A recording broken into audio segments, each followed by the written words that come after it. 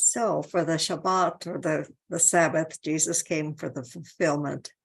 And weekly he went to the synagogues to worship God. And so did Paul. It was as was his custom. He did that. But we get into about the 4th century BCE, before Christ came. And after the time that, well, let's say, mention Babylon, but there's a special closing that was done for the Sabbath. This time of blessing, this time of rest, this time of holiness, this time of honoring God, this time of worship. It was called the Havdalah, Havdalah.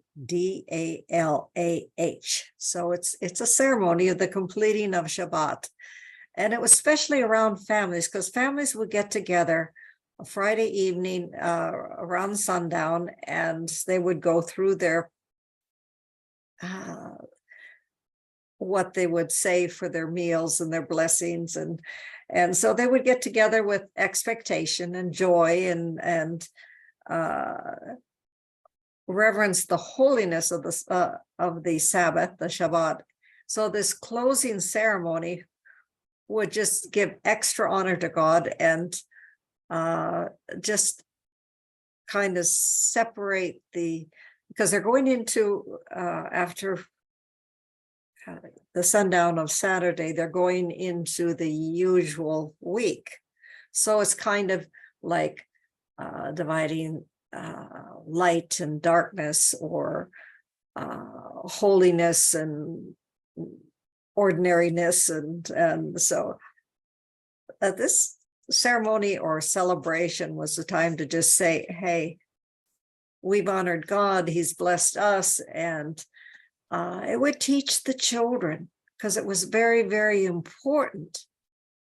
This is why the Jewish people have taught their children from an early age to respect the Torah, to memorize the Torah, the first 5 books of the Bible, and also the different prophets and some of the writings, such as the Psalms.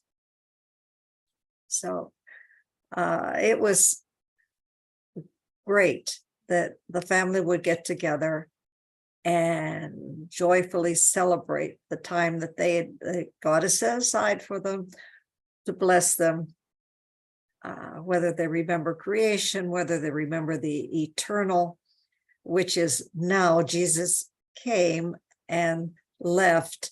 And when that happened and we accept Jesus, that's when the eternal begins in us.